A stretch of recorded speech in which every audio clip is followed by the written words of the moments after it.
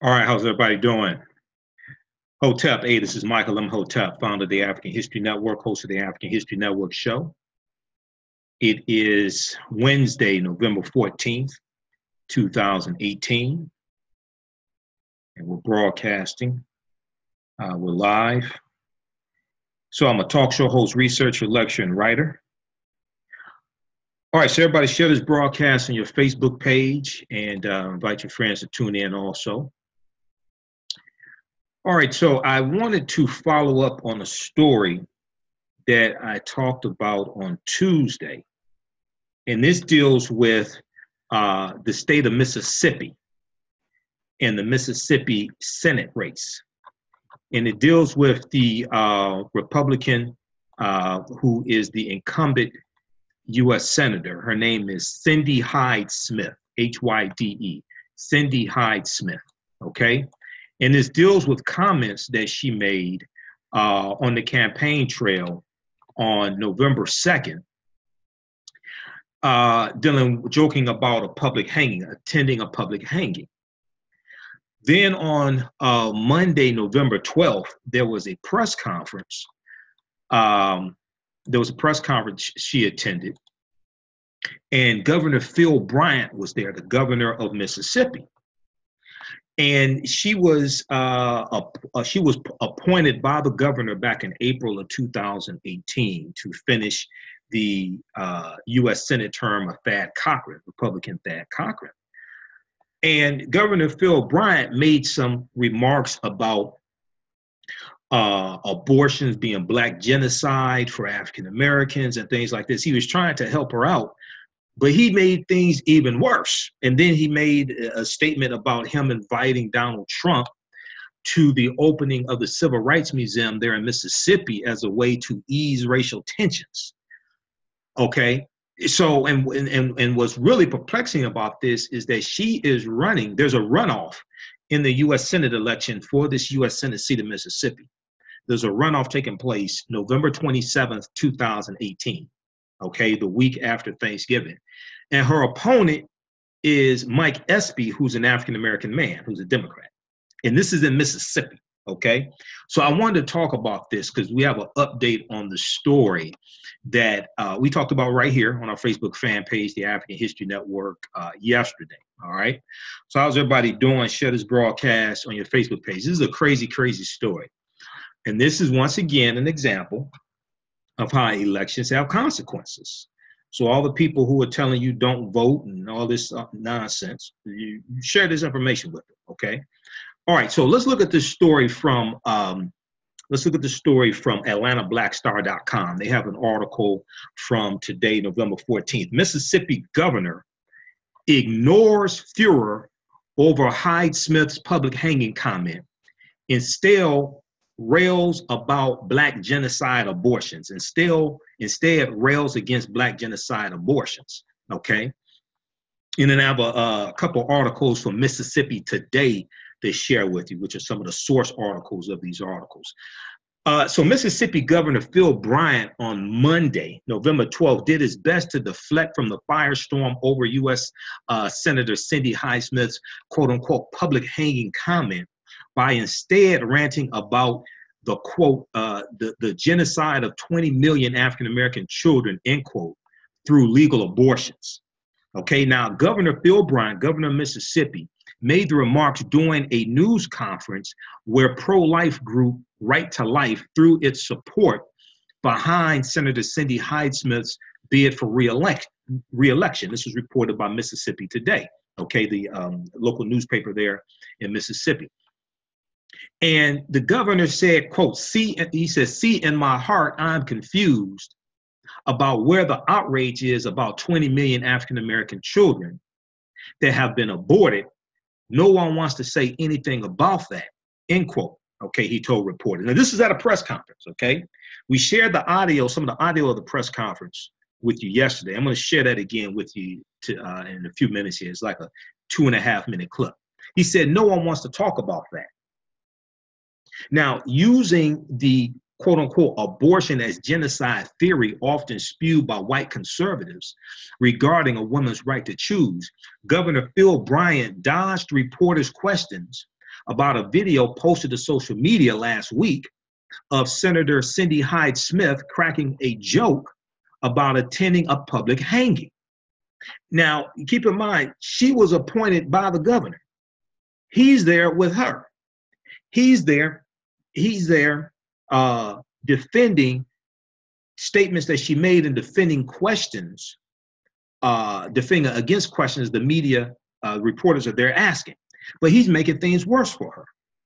Now, on November 2nd, on the campaign trail, she was attending an event for a cattle rancher in Tupelo, Mississippi. The rancher's name was Colin Hutchinson, as reported by Washington Post. Colin Hutchinson, who's a cattle rancher. And she said, if he invited me to a public hanging, I'd be on the front row. If he invited me to a public hanging, I would be on the front row, okay? Now, keep in mind, Mississippi has a long history of lynchings. And from 1882 to 1968, as reported by the NAACP at their website, naacp.org, and the Washington Post cites this as well as NBCnews.com. Of the 4,743 lynchings that took place between 1882 and 1968, the most number of lynchings, 581, took place in Mississippi. Okay, that's 1/8 of the lynchings. This is where Emmett Till was lynched, August 28, 1955, okay, by Roy Bryant and J.W. Miller. Okay, this is where Medgar Evers was assassinated in June of 1963, okay, in Jackson, Mississippi. This is where Goodman, Schwerner, and Cheney, the three civil rights workers, and Cheney was African-American, they were killed in Philadelphia, Mississippi, June 21st, 1964. Mississippi has a long history of lynchings, okay? So for her in 2018 to make this joke, and her opponent is an African-American man who's running to be the first African-American U.S. senator from Mississippi since the end of Reconstruction, and Reconstruction ended in 1877, is totally ridiculous. Okay, so let's look at let's listen to the. I want you to hear some of the audio from the press conference that was held on Monday, November 12th. I think we have the speakers up. Just coming up here. Put out a statement yesterday, and we stand by that statement. Could you expand on it then, why you said it, what you meant by it? Okay, let me back it up here. Okay, so here's what happened. This video, the video of her making the public hanging joke went viral this past Sunday. She put out a statement, either it was late Sunday or Monday. She put out a statement trying to explain away what happened, okay? And let me see, we have the statement here. It's not much of a statement. Let me see, where is it? Hold on, they have the statement here in the article. It's not much of one. All right, but she basically said, and it's on Twitter also. Okay, so she said, I put out a statement yesterday, and that's all I'm going to say. Okay, yeah, the statement came out Sunday. All right, let's pull up the actual statement because it's on Twitter. Okay, and they have the link right here in the article from the Washington Post. It's at reporter Gerald Harris has it on his Twitter page. Okay, and in her statement, it's a very brief statement, it's only a few lines. She talks about making an exaggerated expression of regard, okay?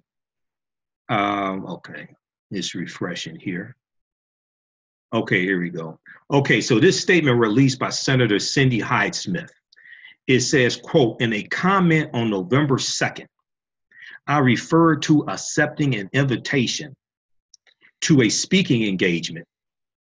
In referencing the one who invited me, I use an exaggerated expression of regard, and any attempt to turn this into a negative connotation is ridiculous. That's her statement. That's her statement to explain this away. Okay? An exaggerated expression of regard. I don't know what that is. Never heard that expression again. Maybe that's a Southern term. Anybody watching from Mississippi? Is that a Mississippi colloquialism? In a comment on November 2nd, I referred to accepting an invitation to a speaking engagement and referencing the one who invited me, the cattle rancher. I used an exaggerated expression of regard, and any attempt to turn this into a negative connotation is ridiculous. Okay, so this is her statement to explain this, all right? So when you hear her talking about, I released a statement yesterday, this is what she's referring to, okay? So let's go back to this clip. This is a clip from the press conference, Monday, November 12th. Put out a statement yesterday, and we stand by that statement. Could you expand on it then, why you said it, what you meant by it, and why people in the state should not see it as offensive? We put out the statement yesterday, and it's available, and we stand by that statement. Senator, are you familiar with Mississippi's history of lynchings? I put out a statement yesterday, and that's all I'm going to say about it. You mentioned that it shouldn't be viewed with a negative connotation. Could you at least I explain put out a how it could statement be positive? yesterday, and we stand by the statement, and that's all I'm going to say about it. Is that phrasing in your everyday lingo, in your vocabulary? You I use put that out a phrase? statement yesterday. Governor, Stand you by the appointed statement. her as a United States Senator. You have a huge Black population that are looking for answers on why she used that kind of language. And you have worked to try to make it known that Mississippi no longer has that past. When you're hearing her say, I put out a statement yesterday, and that's all. I think she is, she's certainly addressing the fact that she has put out a statement. I can tell you all of us in public life have said things on occasion that we could have phrased better. When you make as many speeches as we do in public life, that does occur. But I know this woman and I know her heart. I knew it when I appointed her, I know it now. She meant no offense by that statement. There was nothing in her heart of ill will. Now, in a political campaign, people can make anything you say what they want it to say. They can spin it. They can go on social media and accuse you of all sorts of things. She feels certain that, I believe, I won't speak for her, but that her statement spoke to it. Absolutely, we have been sensitive to race relations in this state. I brought the President of the United States here to open the Civil Rights Museum. Okay, so wait a second, hold on. This is Governor Phil Bryant, governor of Mississippi. He's the one that appointed Cindy Hyde-Smith. He's trying to make the argument that they're sensitive to race relations. And he's so sensitive to race relations, he invited the president that African Americans hate the most in the last 50 years. He invited that president to the opening of the Civil Rights Museum in Mississippi. This is what he's talking about. Okay, this is how tone deaf some of these people are. This is an example of how elections have consequences. Let's go back to this clip. State, I brought the President of the United States here to open the Civil Rights Museum. And African American leadership that would fail to even come to the event because the President of the United States was there. Today I talked about the genocide of over 20 million African American children. See, in my heart, I am confused about where the outrage is at about 20 million African American children that have been aborted. No one wants to say anything about that. No one wants to talk about that. Okay, so what he does is he deflects, because this press conference was to accept an endorsement from the National Right to Life Committee. And the National Right to Life Committee was endorsing Cindy Hyde-Smith in her reelection campaign to be reelected as U.S. Senator to Mississippi. Okay, so the governor talked about civil rights leaders and elected officials who did not want to attend the opening of the museum. Okay, and that was John Lewis of Atlanta. Okay, Representative John Lewis, and it was Representative Benny Thompson of Mississippi. Okay, they refused to attend the opening because the governor invited Donald Trump, and Donald Trump has shown he's against civil rights, especially for African Americans. This is why Donald Trump has not denounced the rapid voter suppression that is taking place right now. He denounced the voter suppression took place in Georgia, okay, because he wants Brian Kemp to win. All right. So if we look at the article, so that was the article from Washington Post. A senator refuses to apologize for joking about public hanging in a state known for lynchings, okay? And then we have the article here from today from AtlantaBlackStar.com. Mississippi governor ignores furor over Hyde-Smith's public hanging comment and still rails against Black genocide abortions. And this is what some of the people on the right do, okay? Some of these white evangelical Republicans, they'll deflect when you talk about police killings of African Americans, things like that. They'll deflect from that and then talk about abortion, okay, as if there is an equivalence, all right, because they don't want to have that conversation. Okay, so and then they want to equate abortions to lynchings, and lynchings are racial killings. They don't want to deal with that history, and they're right there in Mississippi. Okay, so if we go back to the article from AtlantaBlackStar.com, they talk about how at a news conference, Hyde-Smith also refused to answer questions about her joke about attending a public lynching. Now, Governor Bryant went on to say, that's not in that clip there. He said, look at African Americans. According to Wikipedia, had those Black children not been aborted, the African American population would be 48% larger in America. We can play with those numbers and we can look at statistics, but the cold, grim truth is children are being murdered. Okay, so they want to equate abortion to the history of lynchings and the public lynchings that took place in this country, but especially in Mississippi, because Mississippi had the most number of lynchings in the history of this country. Okay. All right. And then if you look at the NAACP has a link on their website that deals with the history of lynchings. Okay. And the state that had the second most number of lynchings behind Mississippi, if I remember correctly, it was Georgia, and Texas was number 3. I'll pull up that link here because NAACP has a page on their website, naacp.org, called History of Lynchings, okay? And it breaks down this history. And also, you have 4,743 people who were lynched from 1882 to 1968. All of them were not white. 1,297 of those people who were lynched were white people as well. Because, after Reconstruction, even during Reconstruction, but continuing after Reconstruction, you had white Republicans who were being attacked by the Klan and Klan-like groups. You had white Catholics who were being attacked as well. All right. So, Georgia was second at 531 lynchings. Mississippi was number 1 with 581. Texas was third with 493. 79% of the lynchings from 1882 to 1968 took place in the South. Okay, 79% took place in the South. All right, so let's continue here. The article from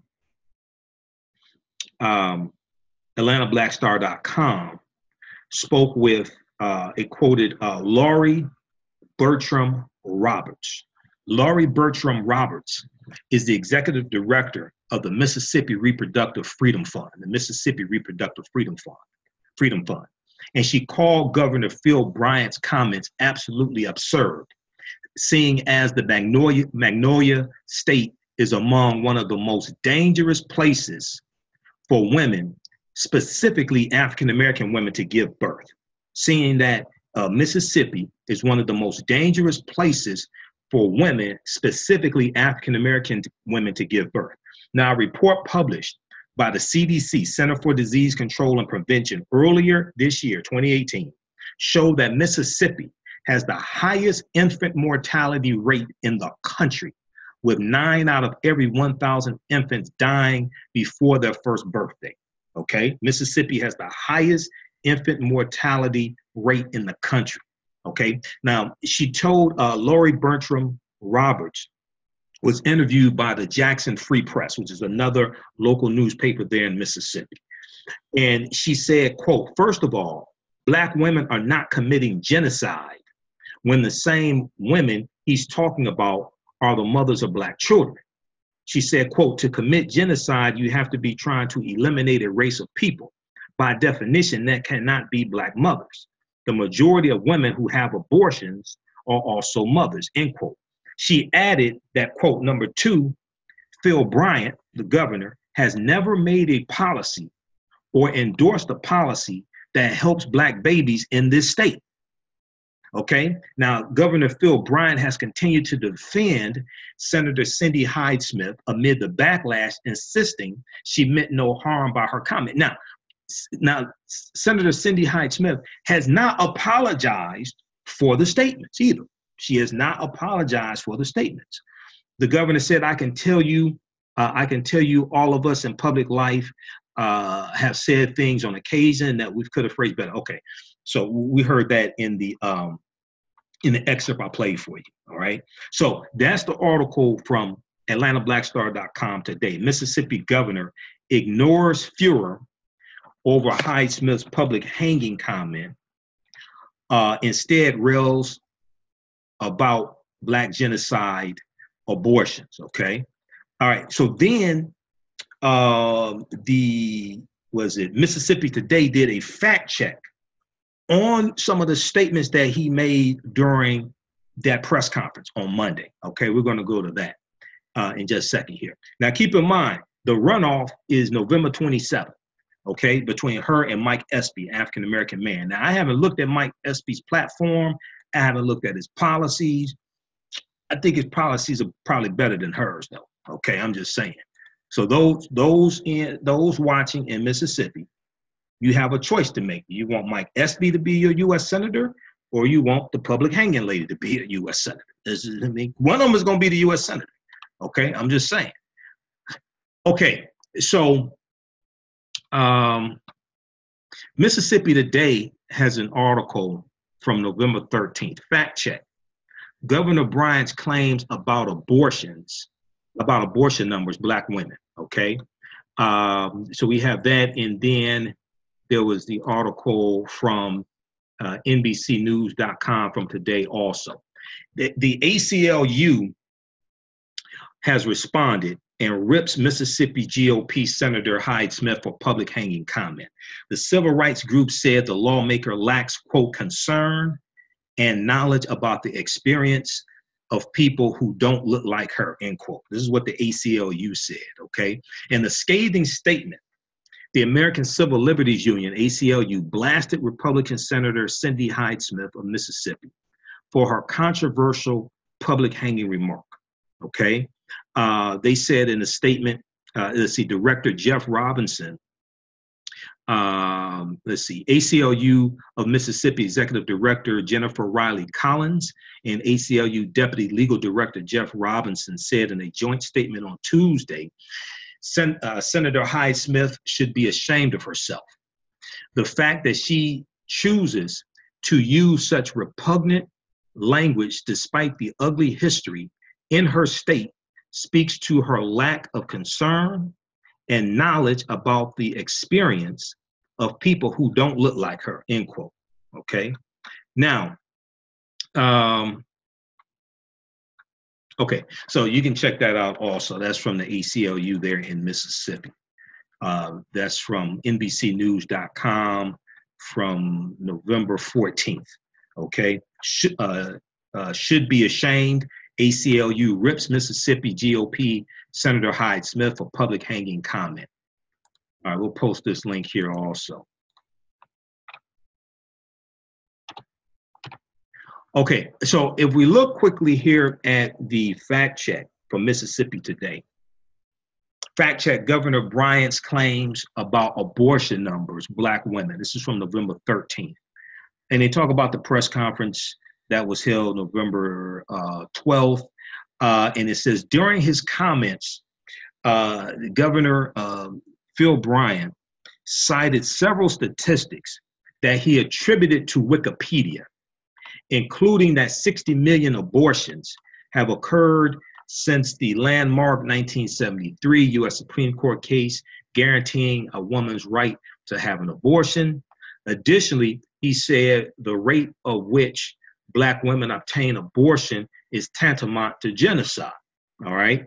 Mississippi Today tracked down the sources of the governor's claims to provide additional context. Okay, so some of this you can read yourself here. Let me see, fact check. Okay, so first of all, he said, I can tell you that across America today, thousands and thousands of children are being aborted. Wikipedia, someone you may have heard of before, says that the USA has killed its own through abortion, 60 million since Roe versus Wade. The fact check. Now, National Right to Life, which was the group that they were there at the press conference to receive the endorsement from. National Right to Life, the group that endorsed Hyde-Smith, often cites this figure, which a graphic on the group's website purports to draw from the Guttmacher Institute, Guttmacher Institute, an organization that advocates for abortion access. Now, statistics from the group were frequently cited by state legislators earlier this year when the state House and Senate worked to pass a bill limiting abortions in Mississippi to no later than 15 weeks. Quantifying the total number of abortions is challenging because most groups keep track of this by annual self-reported data. However, several reputable agencies tally data each year.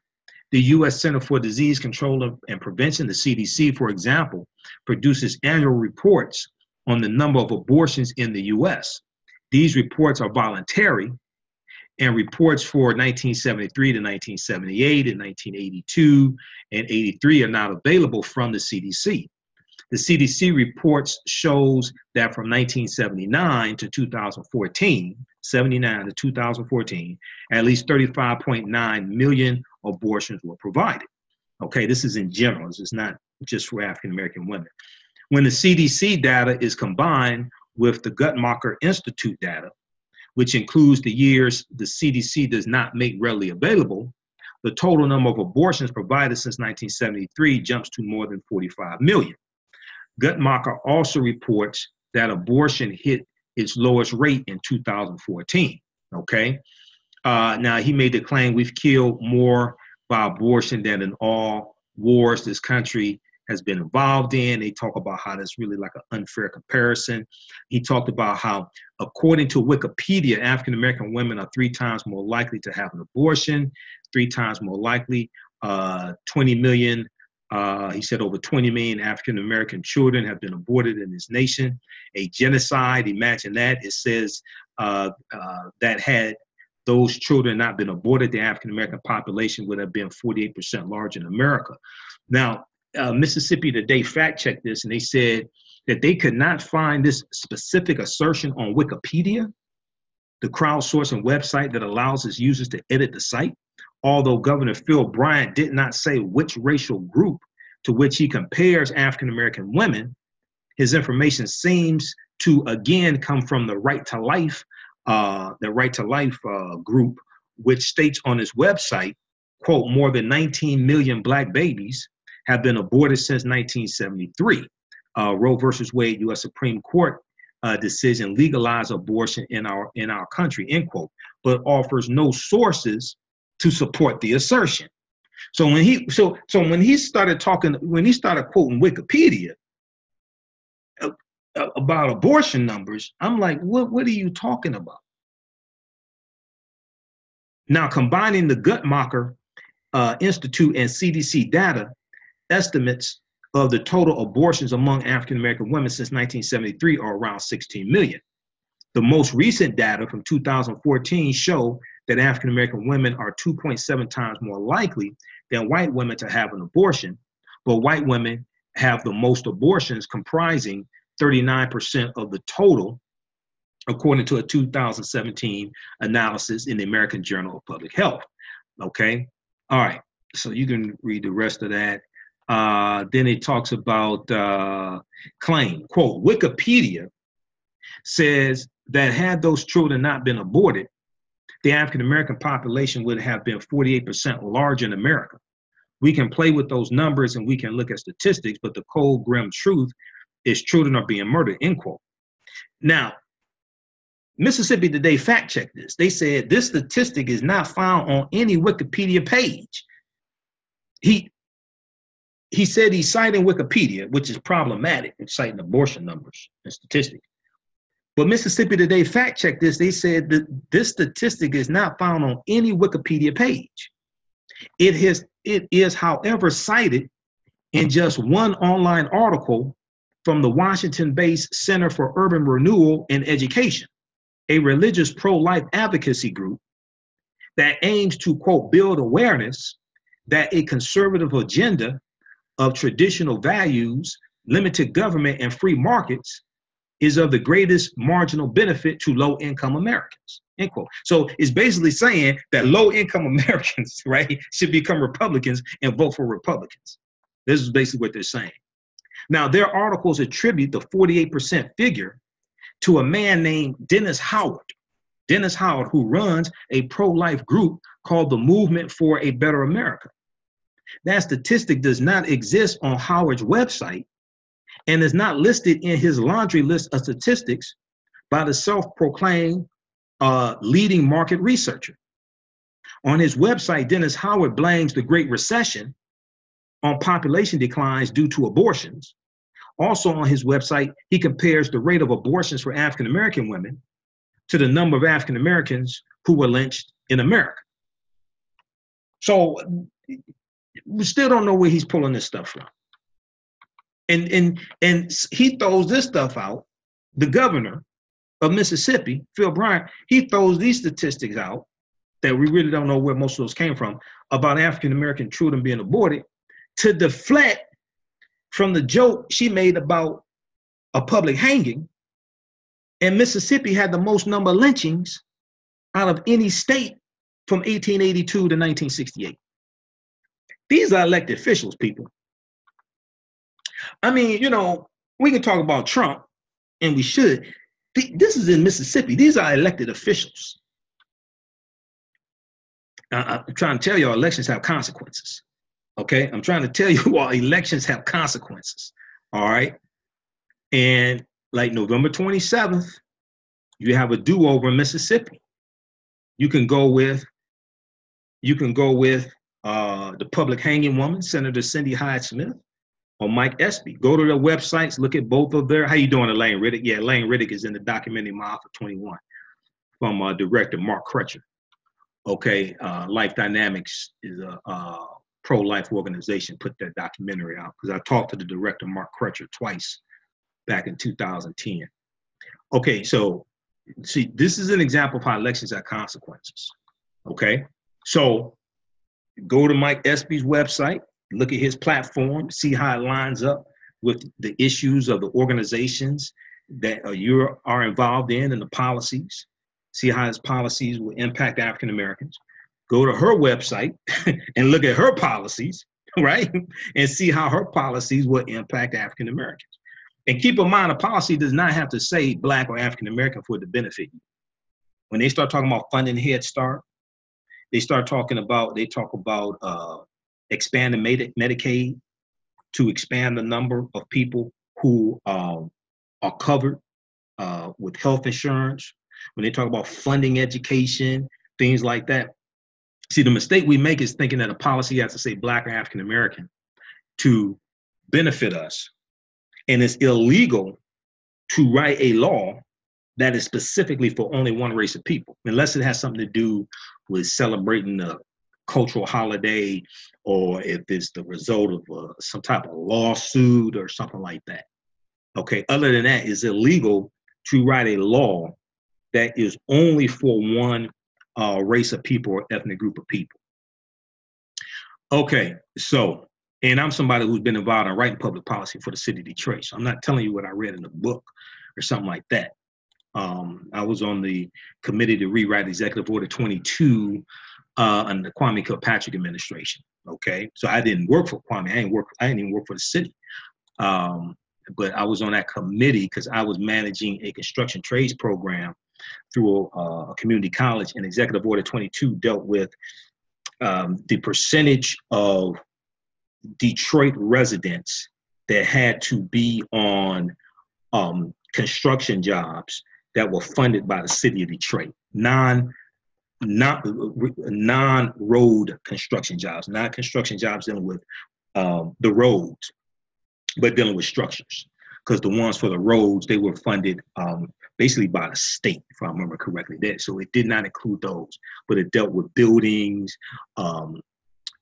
renovating buildings, building new buildings, things like that. Okay, so we met for a year. I was on that committee. Okay, let's look at, so this is a crazy story, and the governor made it worse. All right, we posted the link to the article from Mississippi Today dealing with the fact check.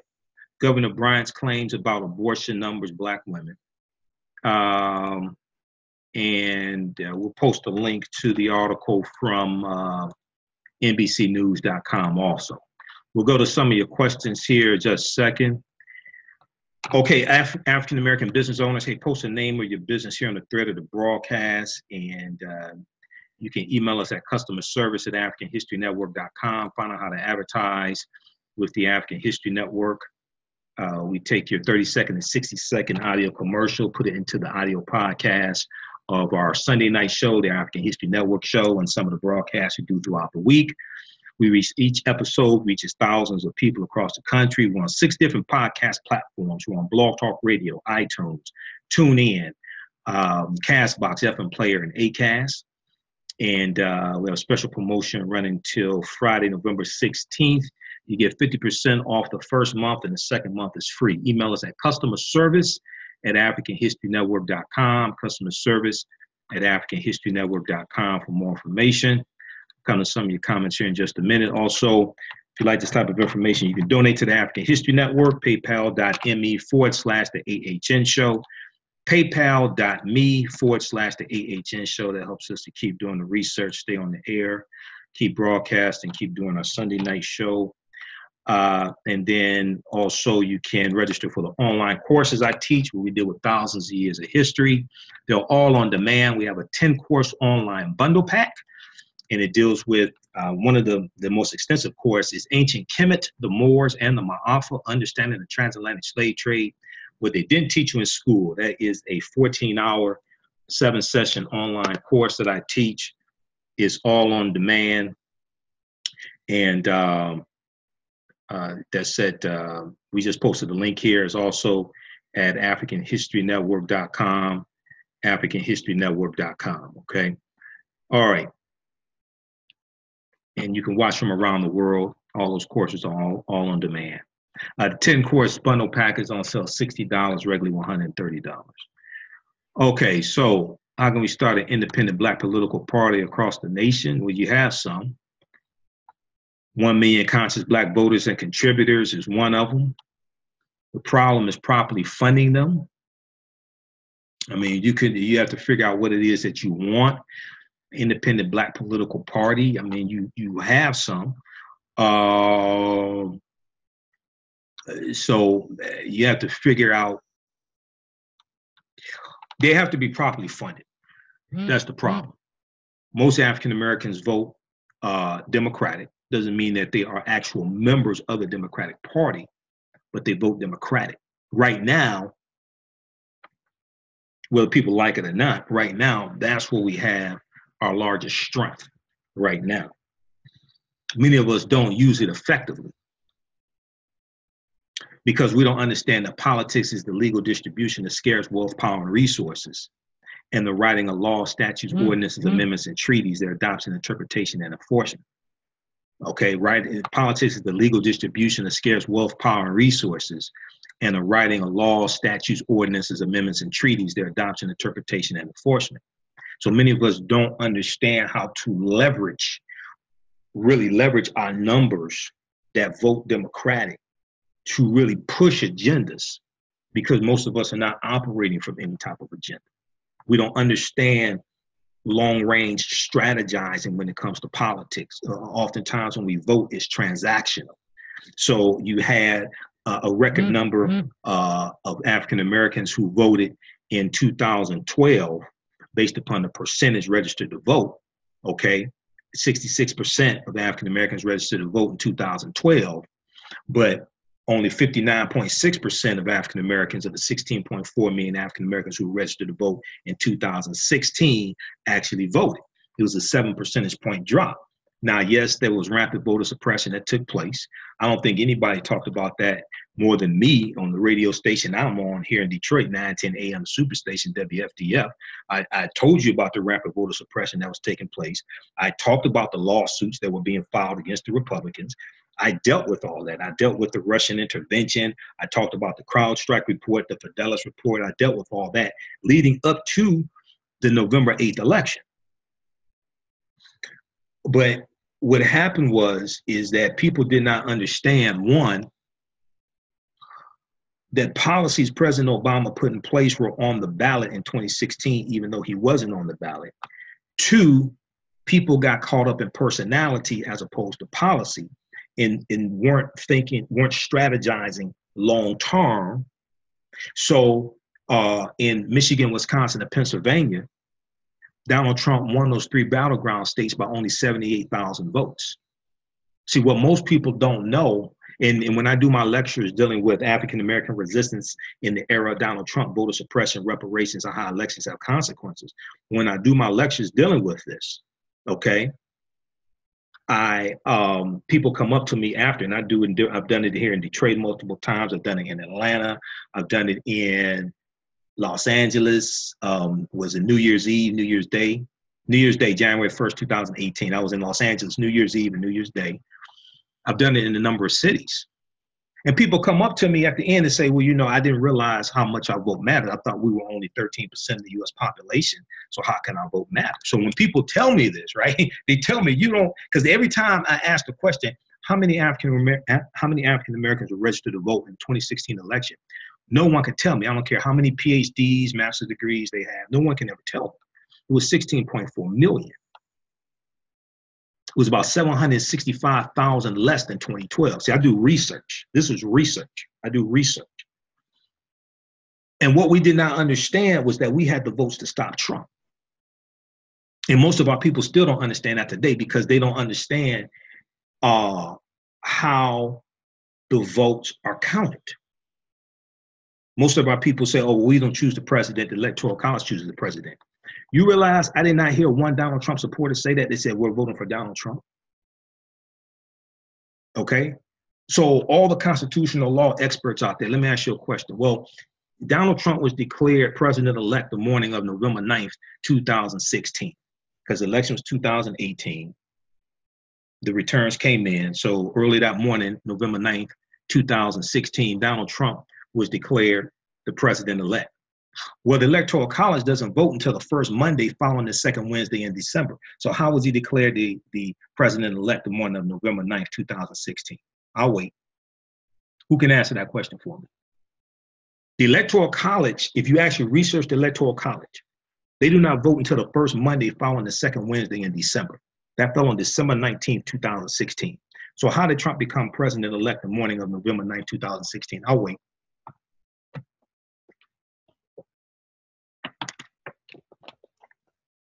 If you're going to form a political party, you have to understand the U.S. Constitution. You have to understand policy and strategy, okay? Nobody can answer the question for me? So the answer is based upon the electoral college votes associated with each state. You cannot win the Electoral College votes associated with a state without winning the popular votes associated with the state. Michigan has 16 Electoral College votes associated with the state. How do they determine how many Electoral College votes are associated with the state? It's based upon population. And it's based upon, and what they do is they take the number of U.S. senators a state has, 50 states, each state has 2 U.S. senators. They add to that the number of members in the House of Representatives a U.S.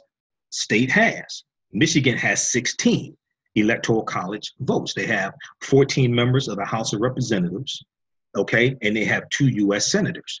The least amount of electoral college votes a state can have is 3. So like Vermont, I think Maine, they have 3. District of Columbia, Washington, D.C., they have 3, okay? So the people who talk about the Electoral College, when I ask them these questions, 99% of them can't even answer the questions. They don't know what they're talking about. They haven't researched this. And too many of our people operated based upon bad information in the 2016 election, and they dealt with personalities as opposed to policies. And Trump has reversed over 100 policies that President Obama put in place that most of our people don't even know existed because of lack of research. And then if we just look at what Betsy DeVos is doing with the Department of Education, okay? So if we look at the article today from the Washington Post, Betsy DeVos set to bolster rights of accused in rewrite of sexual assault rules. Betsy DeVos set to bolster rights of accused in rewrite of sexual assault rules, okay? This is from the Washington Post today. Now, I've been talking about on my show what Betsy DeVos is doing to the Department of Education and how she's been systematically reversing these policies that President Obama put in place, especially when it comes to regulating for-profit colleges, because President Obama shut down a lot of for-profit colleges like ITT Tech because they were disproportionately advertising to and targeting African Americans and Hispanics, getting them to take out exorbitant student loans, not properly placing them in jobs that had anything to do with the degree or certification that they got. Then they're stuck with these student loans, can't make the payments because they don't have a job and default on the loan, okay? So number one, there was stricter regulation over predatory colleges, and he put some of them out of business. 2, they put into place a loan forgiveness process, okay, which Betsy DeVos, when she became Secretary of Education, she tried to block that from being implemented. And you had state attorney generals, about 18 or 19 of them, took her to court to get this enforced. Well, let me ask you a question. Who carries the most student loan debt in this country? African-American women. African-American women carry the most student loan debt in this country. So when you talk about policies dealing with student loan forgiveness, do you realize that disproportionately, positively impacts African-American women, even though the policy doesn't say Black or African-American? It helps African-American men also, but it definitely helps African-American women more because they carry more student loan debt, number one. Number 2, African-American women make on average 63 cents on every dollar that a white male makes. So they have more student loan debt and they're going to make less per dollar when it comes to working. So this drastically, positively impacts African-American women. It helps African-American men also, but that policy will help African-American women even more so because they carry more student loan debt, even though the policy doesn't say Black or African-American. This is what I'm trying to explain to people. You have to read the policies. A policy or a law does not have to have a racial designation on it to benefit you. You have to understand the issue that it is addressing. And if you are disproportionately negatively impacted by a problem, by a issue, okay, then a law can disproportionately positively impact you. This is why we have to study policy and get past a lot of the rhetoric. Okay, so if you look at this, I was just looking at the article the other day, and I have thousands of articles bookmarked. I do research, so those that watch my broadcast know this. Okay, Newsweek.com, Black Enterprise has articles about this, Newsweek.com, a lot of publications. Black women graduate with most U.S. student loan debt, study says. This is from July 10th, 2018, okay? And it dealt with how African-American women, let's see, the data from the 2015-2016 was collected by the American Association of University Women. And they show, let's see, African-American women carry on average $30,400 in student loan debt by college graduation, compared with $22,000 held against white women and $19,500 for Caucasian male students. All right. When you couple with that African-American women make 63 cents on every dollar that white men make, when they can discharge that student loan debt, that helps them. They can help boost credit scores. It helps them much more. Okay. This deals with economics. See, this is when I hear what a lot of people, I hear the rhetoric a lot of people say. Now ask yourself, how many people have shared this information with you? I'm listening to what people say. I can tell they do not study policy, because most people are not talking about this, okay? All right, so let's continue. That's what we posted the link there. That's from newsweek.com. All right, so if we look at this article from today from Washington Post dealing with Betsy DeVos, Education Secretary Betsy DeVos is set to release a sweeping overhaul of how colleges and universities must handle allegations of sexual assault and harassment, giving new rights to the accused, basically men, giving new rights to the accused, including the ability to cross-examine their accusers, people familiar with the matter said. The proposal is set for release before Thanksgiving, possibly this week, and replaces less formal guidance issued by the Obama administration in 2011.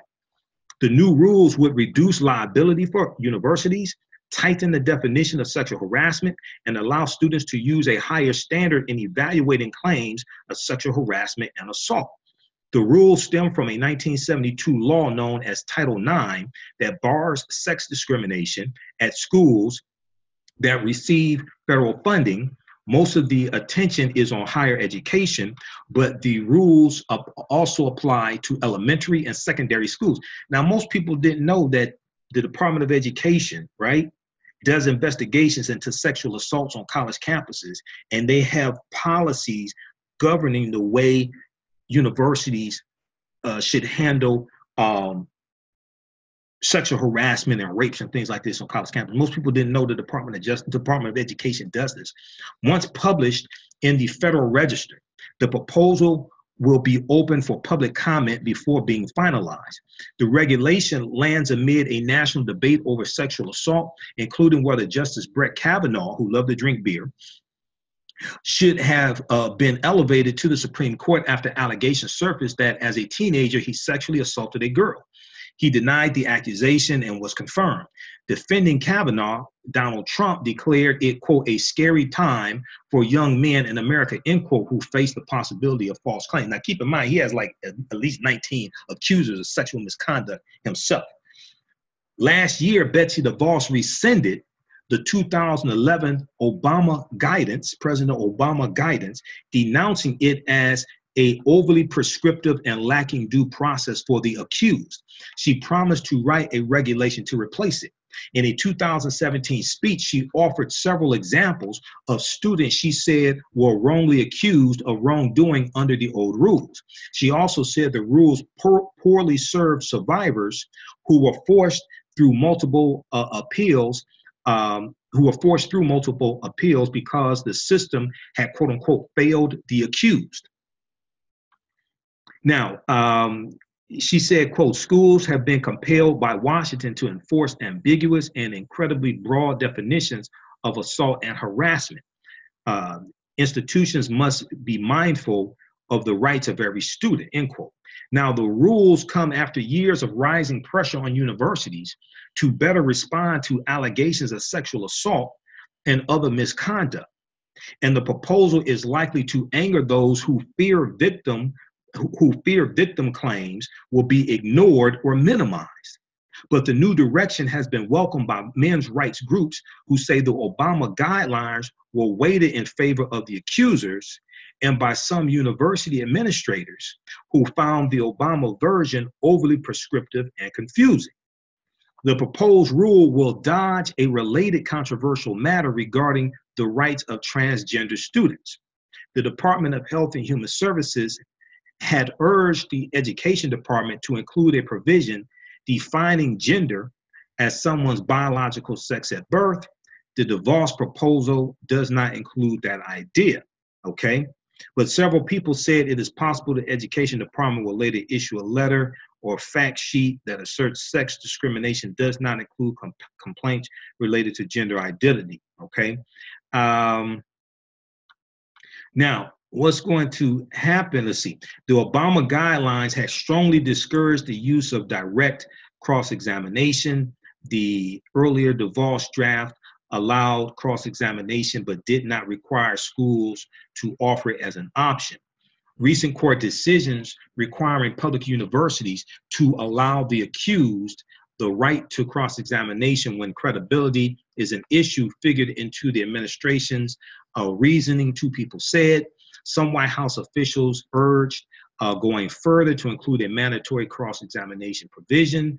Two people familiar with internal discussions said, okay? Now, it's going to be interesting to see, I want to see if AtlantaBlackStar.com or any African-American publications have any articles dealing with this. Because when this was talked about earlier this year, or less, so this is November, like earlier this year, when this was talked about, AtlantaBlackStar.com had an article that dealt with how changes in these policies would negatively impact African-American women on college campuses, who are less likely to bring about charges of sexual harassment, sexual misconduct. And part of that has to do with stereotypes of African-American women as being oversexed and things like that. Part of it has to do with African-American women oftentimes not feeling that they will be criticized for bringing allegations against an African-American man and saying that, were you trying to bring him down and things like this? What were you wearing? You know, they talked about how when it's an African-American woman that brings these charges, her sexual history is more likely to be brought out into the open or looked at and things like this. They dealt with a different dynamic that a lot of people don't think about. So it's going to be interesting to see if they have any articles that deal with that. Let me see. I'm trying to see if I can pull up the old article that they had dealing with this, and you can read that. That's dealing with civil rights, sexual assault. I think this is it here. So this is from, yeah, this is it right here by Nerissa Smith, September 11th, 2017. This is one of my thousands of articles I have bookmarked. Betsy DeVos rollback of campus sexual assault rules puts Black women at risk. Now, this is from September 11, 2017, because they were talking about rolling back these rules back then, okay? So yeah, you can read this article here from AtlantaBlackStar.com. Betsy DeVos rollback of campus sexual assault rules puts Black women at risk. This is from AtlantaBlackStar.com. Unwanted sexual assault is rampant. Let's see. To grasp this magnitude of the problem, consider 25% of college women have been sexually assaulted or unwanted sexual contact on campus. Thus, at any given college, for every 4 female students, only 1 experienced a sexual assault during the pursuit of her degree. For every 4 female students, 1 likely experienced a sexual assault during the pursuit of her degree. Black women are more likely than white women to face a sexual assault during their college years. For that reason, the rollback of campus sexual assault rules announced by Secretary of Education Betsy DeVos, and this is September of 2017, will be particularly harmful to Black women, okay? And then they lay out some of the reasons why that I talked about that a lot of people don't think about, okay? So you can read this article also. It's from AtlantaBlackStar.com. Betsy DeVos rollback of campus sexual assault rules put Black women at risk. And this is an example of how elections have consequences. This is an example of how elections have consequences. Now, she was nominated by Trump, okay, somebody who ran a fake university, so a fake for-profit university, Trump University, and he was sued by the Attorney General of New York. It was Schneiderman, I think was his name. He paid a $24 settlement plus a $1 million fine, okay, after he said he wasn't going to settle, okay? And he nominates this woman who had no experience working in education. See, Betsy DeVos, we knew about Betsy DeVos here in Michigan because her and her husband, Dick DeVos, are the ones who are heavily financing the for-profit charter school initiative here in Michigan, which is killing the public schools. So we already knew about her. This is why we were warning people about this crazy woman. She never worked in a school, wasn't a member of a PTA, never worked as a lunch lady, never worked as a teacher, none of this stuff. Okay. And if there had been one more Democratic U.S. senator, because the U.S. Senate does the confirmation for his cabinet, okay, for the president's cabinet. If there had been one more U.S. senator who was a Democrat, and the right type of Democrat, then we could have blocked her nomination. Because I said, oh no, this woman is crazy. You don't want her as Secretary of Education, right? Because if you go back, how many people watched her confirmation hearing? If you watched her confirmation hearing, you can see she knew nothing about education. How many people watched her confirmation hearing? They showed it on MSNBC, CNN. How many people watched her confirmation hearing? And then after they finished the confirmation hearing, right? Did you notice something strange about them, the vote that they took on her and when they took the vote? Now I'm sitting there watching this. Okay. And every time I asked this question, nobody saw it. Did you notice anything strange about when they took her vote? So here's what happened. Because Republicans were in control of the U.S. Senate at the time, they determined when the vote is taken to confirm her and which order the vote is taken, and meaning if there's another confirmation of another cabinet position, which order the vote is taken in. So this is around the same time that U.S. Senator Jeff Sessions was supposed to be voted on to be confirmed to be Attorney General. His vote was supposed to take place before her vote. Since Republicans were in control of the U.S. Senate, they had a majority in the Senate, they determined when the vote takes place and the order that the vote takes place. So what they did was, his vote was supposed to take place before hers. They postponed his vote to the week after hers. Why? Because Mitch McConnell can count. Mitch McConnell is the majority leader of the U.S. Senate. He can count. He can count votes. If there's one thing he can do is count votes.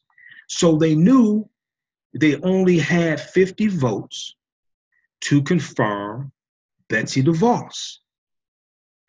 If they had taken the confirmation vote on Jeff Sessions before hers, then he would immediately be sworn in as Attorney General, and he could not vote for her confirmation.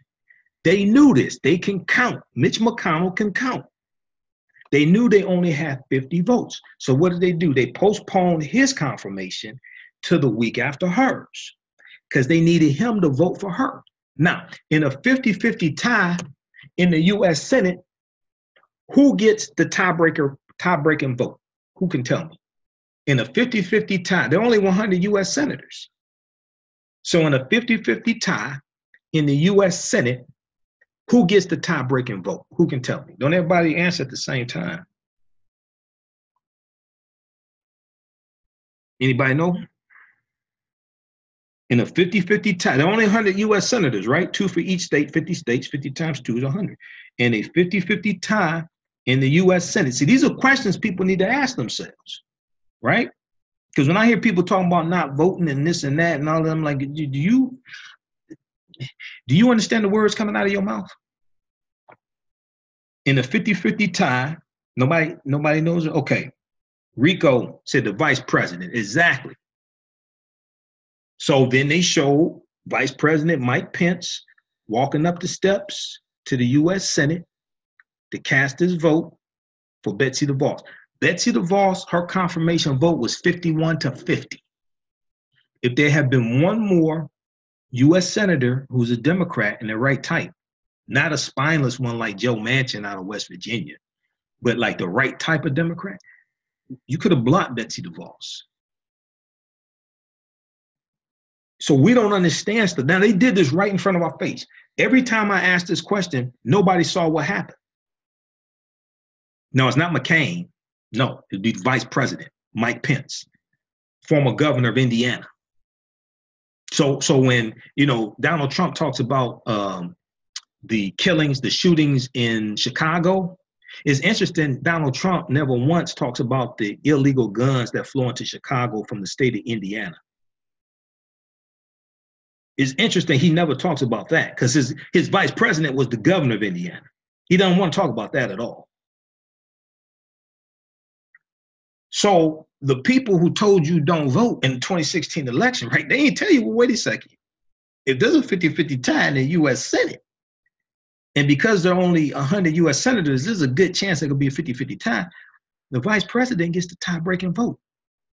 Do you realize that there have been 2 more Democratic U.S. senators that Neil Gorsuch would have been blocked because his confirmation was 51-49? This ultra-conservative white male on the U.S. Supreme Court, that nomination stolen from President Obama by Mitch McConnell, you realize that they could have blocked that? I'm neither Democrat nor Republican, but I study these policies and I know where the most horrific policies are coming from, and I see the agenda of the Republicans, and I understand political self-defense. I understand we need to understand this and strategize so we know how to defend against this. So some people say, well, the U.S. Supreme Court never did anything for us. Well, it's not so much about what the Supreme Court can do for you. It's about understanding how to block what they're trying to do to you. This is understanding principles of political self-defense. We don't understand long-term strategizing like that.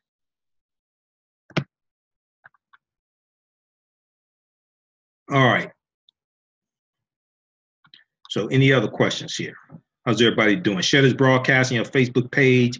Invite your friends to tune in also. You're not going to hear this type of information a lot of other places. The type of research that I do is different. Okay. And I deal with economic empowerment and entrepreneurship. My degree is in business administration, but also I've been studying African history, African American history for 26 years. I'm the founder of the African History Network. I'm the host of the African History Network show. If you like this type of information, hey, then you want to register for the online courses that I teach because they're all on demand. You can watch at your own watch at your own pace on your smartphone, your tablet, your computer, watch all around the world. We have a 10-course online bundle pack. It includes my most extensive course, which is a 14-hour, 7-session online course called Ancient Kemet, the Moors, and the Ma'afa, Understanding the Transatlantic Slave Trade, what they didn't teach you in school. So Kemet is one of the original names for Egypt. Kemet meaning land of the blacks, because we did not call it Egypt. The Ma'afa is a Kiswahili term, which means our Holocaust, our great disaster. And when we discuss the transatlantic slave trade, we have to understand that African people are the original people of North, Central, South America. Okay, and if you read the book, The First Americans Were Africans, Documented Evidence by Dr. David Imhotep, which is one of the books I use for reference in the course. You don't have to buy any of the books to be able to follow along. I do a PowerPoint presentation. We have video clips, articles, things like this. But this is one of the books we use as a source. And I know a lot of these authors I know. So Dr. David Imhotep is a friend of mine. I've interviewed him a number of times.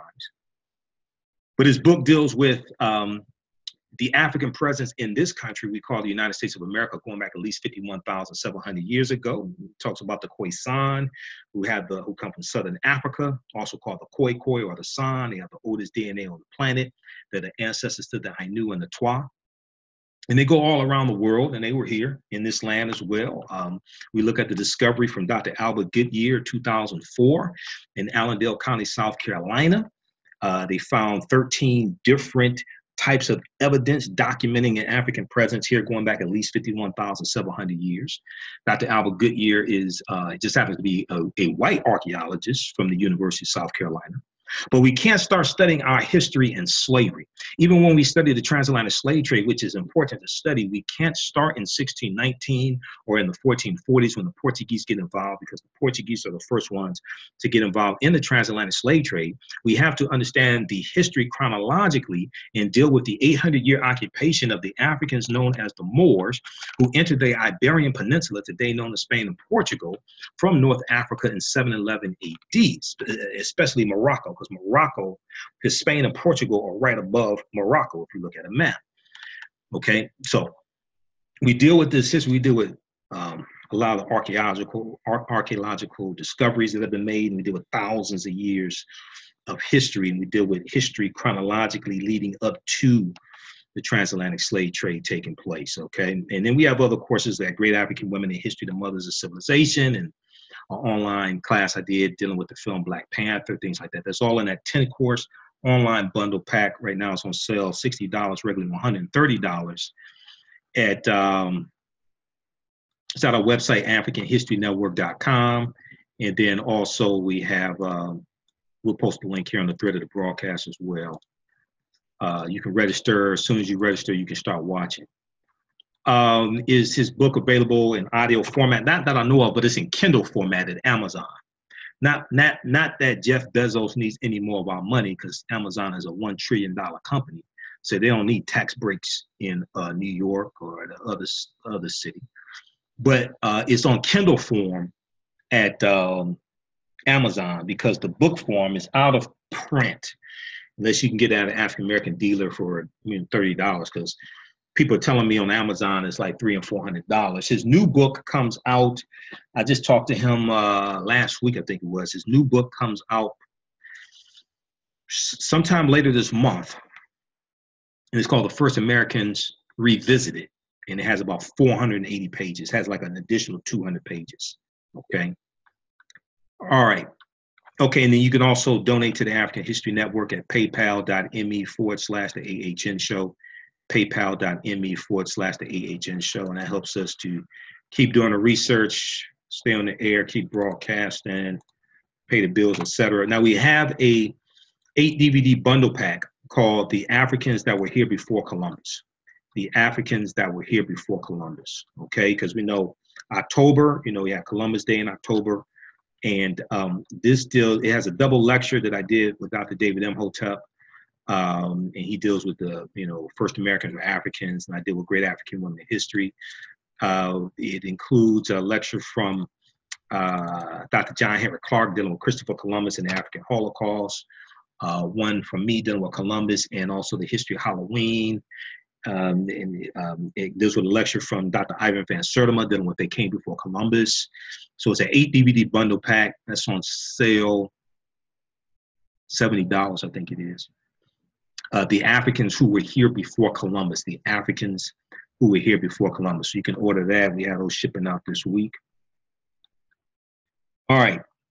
And African American business owners, hey, email us. Hey, how you doing, Zoe? Rico, wow, political self-defense, good one. Yeah, political self-defense is a whole concept that I've coined. And it deals with understanding, fighting, going beyond voting. We deal with economic guerrilla warfare. We deal with political self-defense. When you deal with the pyramid principle, the foundation is African history and culture, which gives us our VIPs, our values, our interests, and our principles. It influences our economic empowerment, and influences our political empowerment. So we have to have a synthesis of all three of those. And political self-defense understands politics on a higher level, understands that politics is the legal distribution of scarce wealth, power, and resources. And it's the writing of laws, statutes, ordinances, amendments, and treaties, their adoption, interpretation, and enforcement. And it deals with understanding how everything that we do is governed by law. Everything we do is governed by politics, law, whether it's being regulated by the FCC, Federal Communications Commission, whether it's being regulated by the SEC Security Exchange Commission. If you talk about doing an IPO, initial public offering for your company, or buying stock. If you're talking about corporate mergers, that's regulated by the FTC, Federal Trade Commission, FTC. If you deal with opening a business in a city, you're dealing with zoning laws, which is dealing with laws and policies. When you start a business, you have to have a business legal structure. So it's an LLC, limited liability company. It's a sole proprietorship, which you should not do because that's in your name. It's your social security number. It's a LLP, limited liability partnership. It's some type of corporate structure, S Corp or something like that. If you set up a 501c3, 501c3 comes from the section of the U.S. tax code that designation comes from. That's law. That's passed by politicians, written in the law. And 501c4 comes from the U.S. tax code. Those are designations for nonprofit organizations. All that deals with law, okay? So we have to understand that politics impacts every aspect of our life. And we have to understand how to fight at a whole nother level, not fight to keep struggling, but fight to win. This is understanding political self-defense, and understanding how to block things that are being done to you while you strategize and implement your strategies. You advance the ball, okay? And this is why we have to vote strategically. And it's not about policy. It's not about political affiliation or political party or the personality. It's the policies of the candidate and how those policies align with your issues, your agenda, the issues you are concerned about, and understanding how to block people from getting into office and vote people out of office who are doing harm to you, because your taxpayer dollars are paying their salaries and your taxpayer dollars are paying for the policies they're implementing, even the ones that are gentrifying us out of our own community. Okay, so we have to understand fighting on a whole nother level. This is political self-defense. And we must understand the law better than they understand the law. If they're using the law to hurt us, if they're using the law to do harm to us, we must understand the law better than they understand the law, understand how to disarm them of that weapon and use it against them. This is political self-defense. Okay. All right, and then for children, we have the Mel Trek series, animated series for children. Teaches them ancient African history and pre-Columbian history, who was here before the Europeans got here. It's an animated series for children. And there's something else. Oh yeah, and then we have the 8 digital download Black Panther bundle pack also, which is digital downloads and includes 3 of my presentations with the film Black Panther and some other lectures I've done also. That's on sale. I think $50 is an 8 digital download bundle pack. And you can do digital downloads, watch from around the world, okay? And we'll post that link here also. And that's at AfricanHistoryNetwork.com as well. All right, hey, listen to the African History Network show Sundays, 9 p.m. to 11 p.m. Eastern Standard Time on 9:10 a.m. the Superstation. And we broadcast right here on Facebook Live. We'll be on this coming Sunday. We won't be on the Sunday of Thanksgiving that weekend. We won't be on, but this coming Sunday was at the 18th. We'll be on live. I'll be at the Charles H. Wright Museum on the 23rd, November 23rd, the day after Thanksgiving, for the Black Friday Black Business Expo, 9 a.m. to 7 p.m. So there'll be a lot of African-American owned businesses that'll be there as vendors. Charles H. Wright Museum of African American History. You saw it on TV. That was the museum where Aretha Franklin's body lay in repose for 2 days here in Detroit. That's the Charles H. Wright Museum of African American History. So I'll be there Friday, November 23rd, 9 a.m. to 7 p.m. It's free, open to the public. There'll be a lot of African American owned vendors there. So come there. You know, some people go to the shopping malls and things like this, 4 o'clock, 5 o'clock in the morning. All right, if you want to do that, okay. But when you finish there, come by and spend your money with African-American owned businesses, or come to us first and then go. If you're going to do that, Didn't go to the white businesses. Okay. All right, well, you speak about Ghana 2019, rite of passage to African Americans and diaspora, descendants of slaves, giving businesses opportunity, right to. I have to do some more research on that. I've seen some articles about that. I think I think Face to Face Africa had an article about that. I have to do some more research on that, Rico. It could be something positive. I know Ghana has been reaching out, I think, the most to African Americans. Need to look at that some more. I think face-to-faceafrica.com had an article about that, and I think howafrica.com. Those are some of the African news outlets that I read.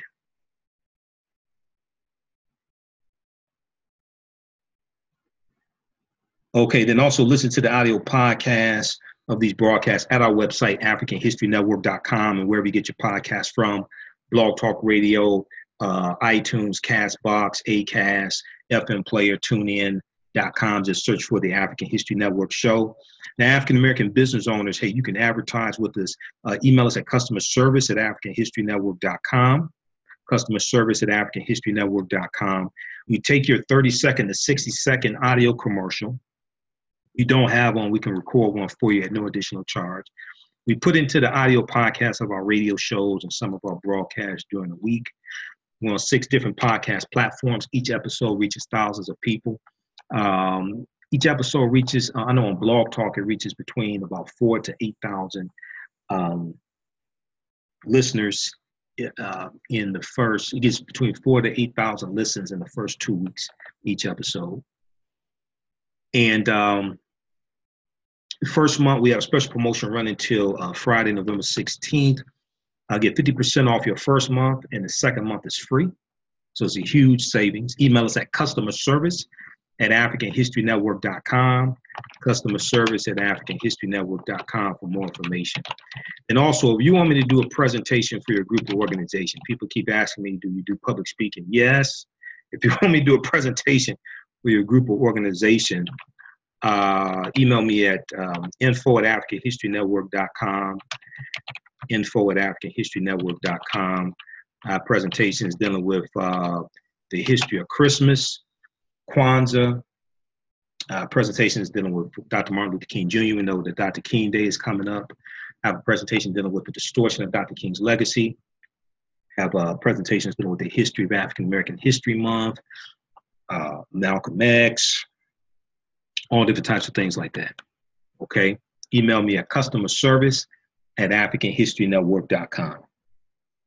All right, look, we have to get out of here. Hey, remember at the African History Network, we focus on educating, empowering, and inspiring people of African descent throughout the diaspora and around the world.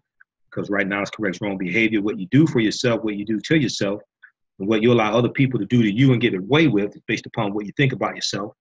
What you think about yourself is based upon what you have been taught about yourself. What you've been taught about yourself is based upon everything you've read, heard, and seen about yourself. So when you control the radius of a man's thoughts, you control the circumference of his actions, because the mind can't do or teach what it doesn't know. Right now, it's correct wrong behavior. It's not over till we win. Wakanda forever. We'll talk to you next time. Peace.